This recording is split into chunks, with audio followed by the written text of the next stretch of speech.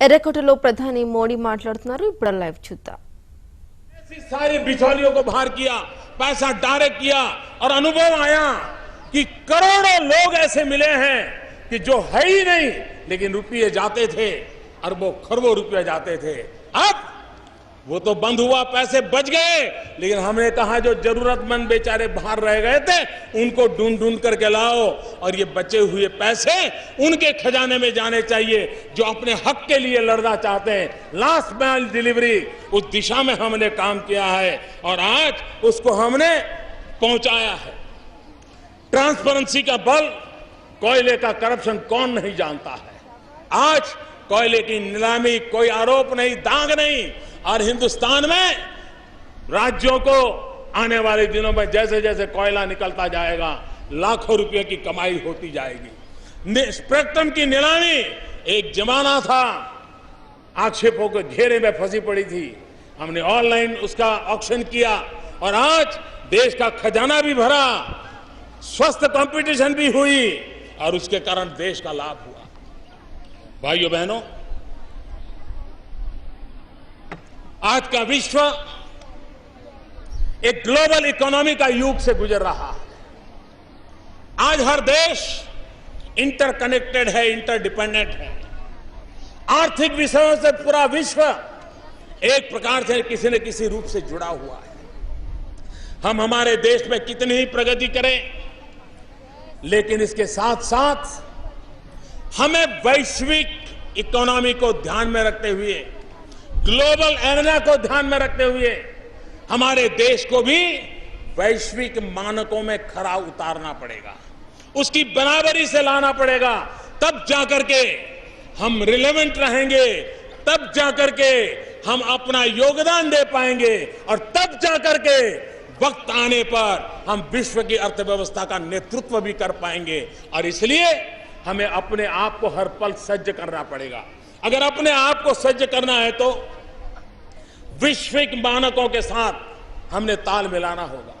पिछले दिन आप लोग देखा होगा, वर्ल्ड बैंक हो, IMF हो, वर्ल्ड इकोनॉमिक फोरम हो, क्रेडिट रेटिंग एजेंसीज हो, दुनिया में जितनी प्रकार की संस्थाएं हैं सबने भारत की प्रगति को सराहा है। भारत के एक के बाद एक निर्णयों के कारण कानूनी सुधार, व्यवस्था में सुधार, अप्रोच में बदलाव, इन चीज को दुनिया बराबर देख रही है। ईज ऑफ डूइंग बिजनेस, हमने बहुत तेजी से हमारा रैंकिंग में सुधार किया है। विदेश निवेश के मामले में, फॉरेन डायरेक्ट इन्वेस्टमेंट के मामले में हमारे देश में आज दुनिया के अंदर अगर सबसे पसंदीदा कोई देश है तो हिंदुस्तान बन गया है। विकास दर में देश की बड़ी बड़ी अर्थव्यवस्था को भी हमने ग्रोथ रेट की दुनिया में, जीडीपी में हमने पीछे छोड़ दिया है। भाइयों बहनों, यूनाइटेड नेशन की एक संस्था ने अभी अनुमान लगाया है कि भारत आज आने वाले 2 साल में क्या होगा। उन्होंने अनुमान लगाया है कि जो भारत आज इस अर्थव्यवस्था के दायरे में 10वें नंबर पे खड़ा है, उन्होंने यूएन की इंस्टीट्यूट ने कहा है कि 2 साल के भीतर भीतर वे 10वें नंबर से 3रे नंबर पर आ जाएंगे। भाइयों बहनों, वैश्विक मानकों में लॉजिस्टिक सपोर्ट, इंफ्रास्ट्रक्चर, इन सारी बातों का भी आज लेखा जोखा होता है। दुनिया के समृद्ध देशों के साथ तुलना होती है। भाइयों बहनों, वर्ल्ड इकोनॉमिक फोरम ने भारत के इस लॉजिस्टिक सपोर्ट के संबंध में, इंफ्रास्ट्रक्चर के संबंध में एनालिसिस करके अभी कहा है, पहले से भारत 19 रैंक ऊपर चला आया है और भारत बहुत तेजी से ऊपर आगे बढ़ रहा है। भाइयों बहनों, हमारे देश में जिस प्रकार से हम एक वैश्विक संदर्भ में भी एक गतिशील और प्रिडिक्टेबल अर्थव्यवस्था को लेकर के आगे बढ़ रहे हैं। अभी अभी जो जीएसटी का कानून पास हुआ, वो भी उसमें एक ताकत देने वाला काम हुआ है और वो सभी दल उसके लिए अभिनंदन के अधिकारी हैं। भाइयों बहनों, एक अभियान के संबंध में मैंने यहीं से चर्चा की थी, बेटी बचाओ बेटी पढ़ाओ। हम कोई काम टुकड़ों में नहीं करते हैं। हमारा एक इंटीग्रेटेड अप्रोच होता है। और बेटी बचाओ बेटी पढ़ाओ में हमने जो इनिशिएटिव लिए हैं उसमें अभी भी मुझे समाज के सहयोग की आवश्यकता है। एक एक माँ बाप को सजाग होने की आवश्यकता है। हम बेटियों का सम्मान बढ़ाएं, बेटियों की सुरक्षा करें, सरकार की योजनाओं का लाभ दें। हमने सुकन्या समृद्धि योजना से करोड़ों परिवारों को जोड़ा है। जो बेटी बड़ी होगी तो उसकी गारंटी दे देता है। हमने महिलाओं को लाभ हो उस प्रकार के बीमा योजनाओं को सबसे ज्यादा बल दिया है, उसके कारण उनको फायदा होने वाला है। हमने इंद्रधनुष टीकाकरण की योजना, क्योंकि माताओं बहनों को एक आर्थिक सशक्तिकरण और एक हेल्थ की भी से सशक्तिकरण, अगर ये दो काम कर लिए, शिक्षित कर लिया, आप मान के चलिए घर में एक महिला भी अगर शिक्षित है, शारीरिक रूप से सशक्त है, आर्थिक रूप से स्वतंत्र है, एक महिला गरीब से गरीब परिवार को भी गरीबी से बाहर निकालने की ताकत रखती है। और इसलिए गरीबी के खिलाफ लड़ाई लड़ने में महिलाओं का सशक्तिकरण, महिलाओं का स्वास्थ्य, महिलाओं का आर्थिक संपन्नता, शारीरिक संपन्नता, उस पर बल देकर के हम काम कर रहे हैं। और इसलिए मेरे भाइयों बहनों, मुद्रा योजना, मुझे खुशी हुई, मुद्रा योजना का लाभ 3.5 करोड़ से ज्यादा परिवारों ने लिया। और उसमें अधिकतम नए लोग थे जो बैंक के दरवाजे पर पहुंचे। उसमें भी 80% करीब करीब SC, ST, OBC के थे। और उसमें भी बैंक में, मुद्रा बैंक में लोन लेने वाली 80% महिलाएं हैं। ये महिलाएं कैसे आर्थिक विकास में योगदान करेंगी, इसकी ओर आप जान देते हैं। भाइयों बहनों, पिछले हफ्ते हमने निर्णय किया, जो हमारी माताएं बहनें आज विकास यात्रा में भागीदार बनी हैं, लेकिन प्रसूति के बाद उसको छुट्टी चाहिए। पहले वो छुट्टी कम मिलती थी, अब हमें ये छुट्टी 26 हफ्ते की कर दी है, ताकि मां अपने बेटे का लालन पालन भी कर सके। हमारे यहां बुनकर, टेक्सटाइल में काम करने वाले लोग, इनको जो धागा बनाते हैं, धागा का लच्छा बनाते हैं, पहले उनको 100 रुपया मिलता था, हमने उसको 190 रुपया कर दिया, ताकि मेरी वो माँ, मेरी वो बहन जो तार बनाने का काम करती है, उसको एक ताकत मिलेगी। जो सिल्क के काम में लगी हुई माताएं बहनें हैं, जो बुनकर लगे हैं, उनके दाम में हमने 50 रुपया प्रति मीटर बढ़ा दिया। और ये फैसला किया, ये 50 रुपया व्यापारी को नहीं जाएगा, दलाल को नहीं जाएगा, बिचौलियों को नहीं जाएगा। जिस बुनकर ने उस सिल्क पे काम किया है, प्रति मीटर 50 रुपया सीधा उसके खाते में आधार के द्वारा जमा हो जाएंगे। मेरा बुनकर सशक्त बनेगा। उस दिशा में हमने योजनाएं ली हैं और उस योजनाओं का प्रभाव छोड़ रहा है। मेरे प्यारे देशवासियों, जब रेल को देखते हैं, डाकघर को देखते हैं, तो हमें भारत की एकता भी नजर आती है। हम जितना ज्यादा भारत को जोड़ने वाले प्रकल्पों को आगे बढ़ाएंगे, हमारी व्यवस्थाओं में बदलाव लाएंगे, देश की एकता को बल देगा। और इसलिए हमने एक किसानों के लिए मंडी इनाम की योजना की है। आज किसान अपना माल ऑनलाइन हिंदुस्तान की किसी भी मंडी में बेच सकता है। अब वो मजबूर नहीं होगा कि अपने खेत से 10 किलोमीटर की दूरी की मंडी पर मजबूरन माल देना पड़े, सस्ते में देना पड़े और उसकी मेहनत की कमाई न हो।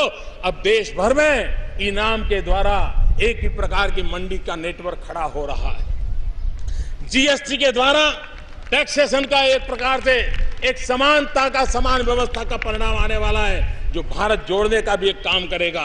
हमने बिजली में, आपको हैरानी होगी, एक इलाके में बिजली रहती थी, कोई लेने वाला नहीं था, और दूसरा इलाका बिजली के लिए तड़पता था, अंधेरे में जीता था, कारखाने बंद हो जाते थे।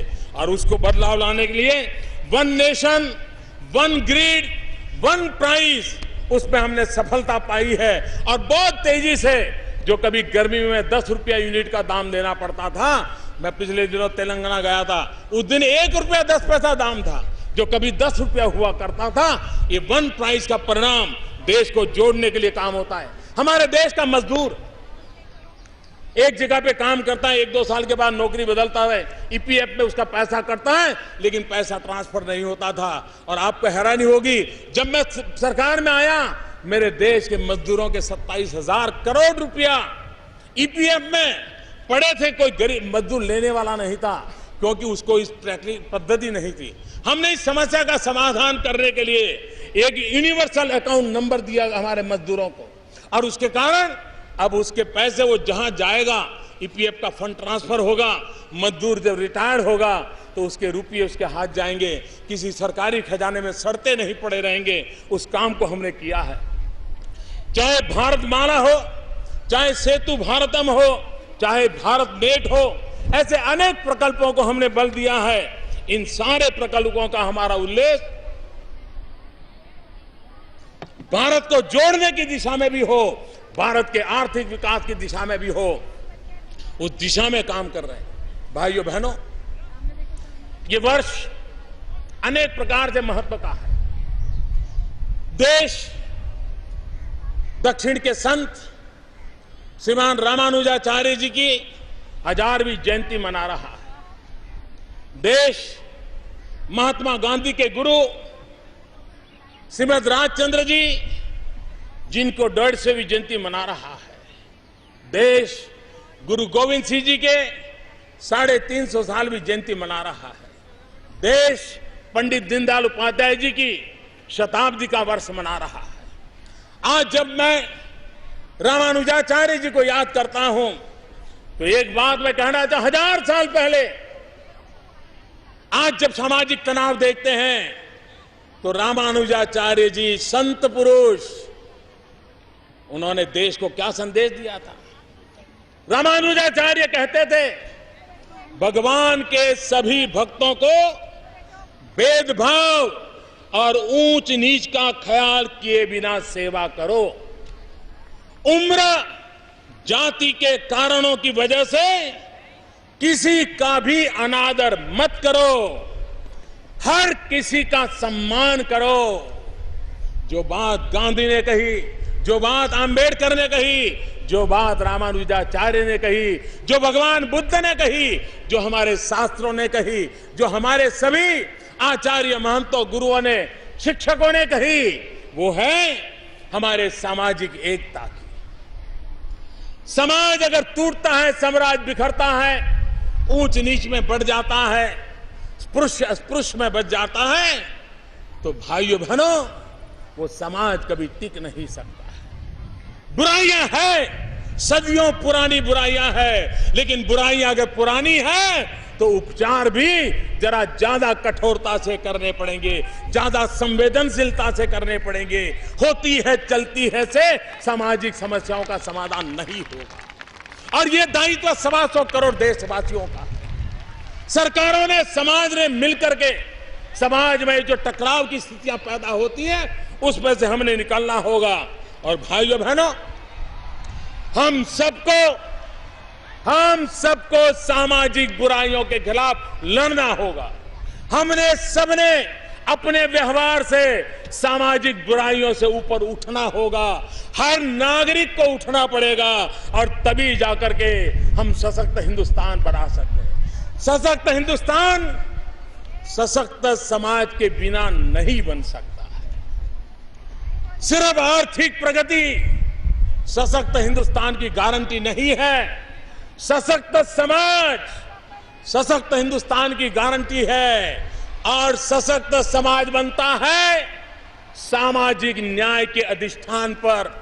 सामाजिक न्याय के अधिष्ठान पर ही सशक्त समाज निर्माण होता है। और इसलिए हमारा सबका दायित्व है कि सामाजिक न्याय पर हम बल दें। दलित हो, पीड़ित हो, शोषित हो, वंचित हो, मेरे आदिवासी भाई हो, ग्रामवासी हो या शहरवासी हो, पढ़ा लिखा हो या अनपढ़ हो, छोटा हो या बड़ा हो, 125 करोड़ देशवासी हमारा परिवार है। हम सब मिलकर के देश को आगे बढ़ाना है, और उसी दिशा में हमें आप काम करना है। भाइयों बहनों, आज पूरे विश्व का ध्यान भारत की उस बात पर जाता है कि भारत एक युवा देश है। 800 मिलियन 65% जनसंख्या जिस देश के पास 35 साल से कम उम्र की हो, वो देश अपनी युवा शक्ति के द्वारा क्या कुछ नहीं कर सकता है। और इसलिए मेरे भाइयों बहनों, युवाओं को अवसर मिले, युवाओं को रोजगार मिले, ये हमारे लिए समय की मांग है। आज जब हम पंडित दीनदयाल उपाध्याय जी की जन्म शती की ओर आगे बढ़ रहे हैं, तब पंडित दीनदयाल उपाध्याय जी कह रहे थे, जो महात्मा गांधी की भी विचार थे कि आखिरी मानवी का कल्याण, पंडित दीनदयाल उपाध्याय अंत्योदय के विचार को लेकर के चले थे। आखिरी छोर के इंसान के कल्याण, ये पंडित दीनदयाल उपाध्याय जी की पॉलिटिकल फिलॉसफी का केंद्रवर्ती विचार था। आखिरी व्यक्ति के विचार में वो कहते थे, हर नौजवान को शिक्षा उपलब्ध होनी चाहिए, हर नौजवान के हाथ में हुनर होना चाहिए, हर नौजवान को अपने सपने साकार करने के लिए अवसर होना चाहिए। पंडित दीनदयाल जी के उन सपनों को पूरा करने के लिए, देश के 800 मिलियन युवाओं के आशा आकांक्षाओं की पूर्ति के लिए हमने अनेक इनिशिएटिव लिए हैं। जिस प्रकार से सड़क बढ़ रही है, देश में सबसे ज्यादा गाड़ियों का उत्पादन हो रहा है, देश में सबसे ज्यादा सॉफ्टवेयर निर्यात हो रहा है, देश में 50 से ज्यादा नई मोबाइल की फैक्ट्रियां लगी हैं। ये सारी बातें नौजवानों के लिए अवसर देती है। अगर 2 करोड़ टॉयलेट बनते हैं तो उसने किसी न किसी को रोजगार दिया है। कहीं से सीमेंट लिया है, कहीं से लोहा लिया है, कहीं से लकड़ी का काम हुआ है। काम का व्याप जितना बढ़ेगा, रोजगार की संभावनाएं बढ़ेगी। आज हमने उस दिशा में बल दिया है।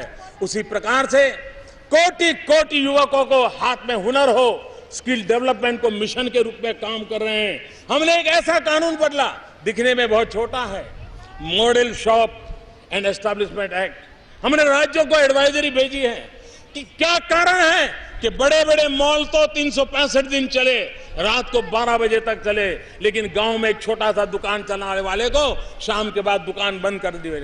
हर गरीब से गरीब व्यक्ति भी दुकान चलाता है, उसको 365 दिन मौका देना चाहिए। क्या कारण है हमारी बहनों को रात को काम करने का अवसर न दिया जाए? हमने कानूनन व्यवस्था की है, रात को भी हमारी बहनें काम पर जा सकती हैं। उनकी सुरक्षा का और व्यवस्था का प्रबंध होना चाहिए, लेकिन काम का अवसर मिलना चाहिए। ये चीजें हैं जो रोजगार बढ़ाने वाली चीजें हैं। और भाइयों बहनों, हमारी इस दिशा में कोशिश है कि हम करने के लिए तैयार है। भाइयों बहनों, हम वे इंसान हैं, ये वो सरकार है, हम चीजों को टालने में विश्वास नहीं करते।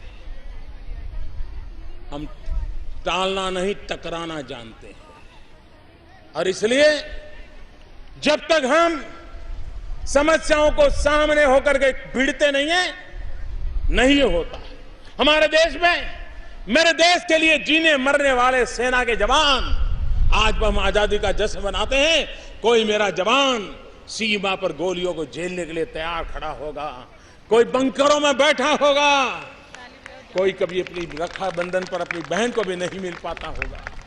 फौज में, सेना में कितने जवान काम कर रहे हैं। अरे आजादी के बाद 33,000 से ज्यादा हमारे पुलिस के जवानों का बलिदान हुआ। हम क्यों भूल जाए उनको? हम उनको कैसे भूल सकते हैं? यही तो लोग हैं जिनके कारण हम सुख चैन की जिंदगी जी सकते हैं। और इसलिए ये पर्व उनके भी नमन करना का है। और कई वर्षों से 1 रैंक 1 पेंशन का मसला लटका पड़ा था। हम टालने वालों में से नहीं, हम टकराने वालों में। हमने उसको पूरा किया। 1 रैंक 1 पेंशन हर हिंदुस्तान के फौजी के घर में खुशहाली पहुंचा दी। इस काम को किया।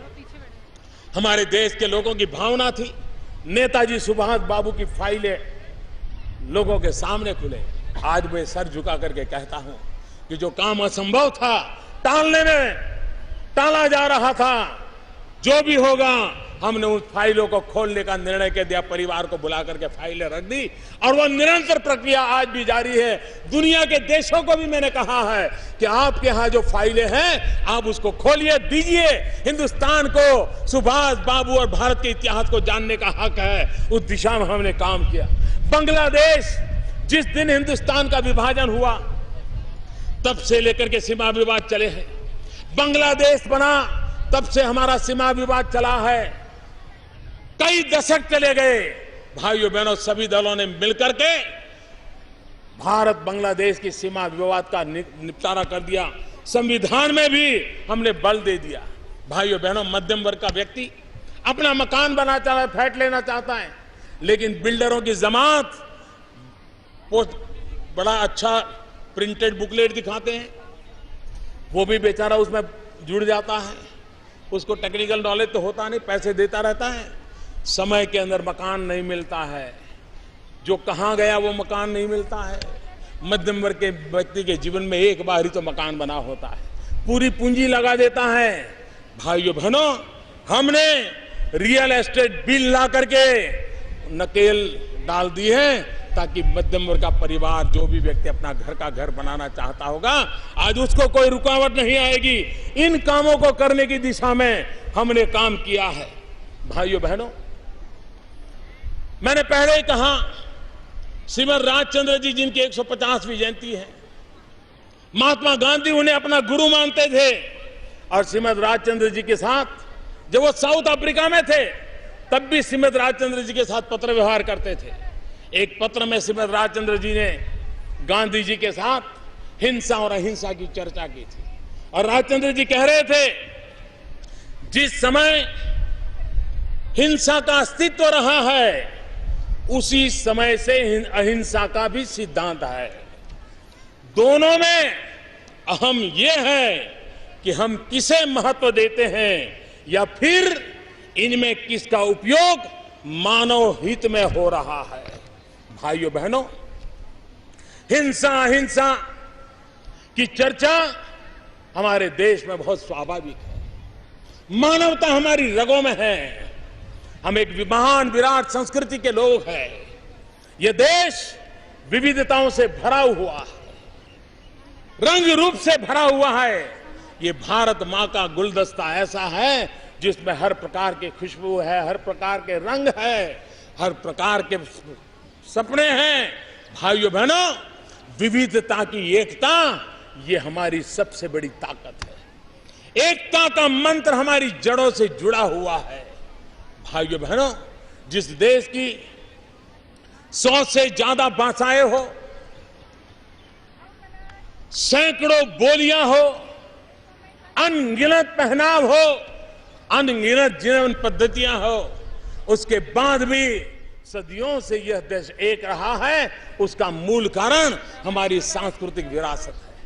हम सम्मान देना जानते हैं, हम सत्कार करना जानते हैं, हम समावेश करना जानते हैं। इस महान परंपरा को लेकर के हम चले हैं और इसलिए हिंसा और अत्याचार को हमारे देश में कोई स्थान नहीं है। अगर भारत के लोकतंत्र को मजबूत बनाना है, भारत को सपनों को पूरा करना है, तो हमारे लिए हिंसा का मार्ग कभी काम नहीं होगा। आज कहीं जंगलों में माओवाद के नाम पर, सीमा पर उग्रवाद के नाम पर, पहाड़ों में आतंकवाद के नाम पर कंधे पर बंदूक लेकर के निर्दोषों को मारने का खेल चला जा रहा है। 40 हो गया। ये धरती माता रक्त से रंजित होती गई है, लेकिन इस आतंकवाद को रास्ते पर जाने वालों ने कुछ नहीं पाया। मैं उन नौजवानों को कहना चाहता हूं,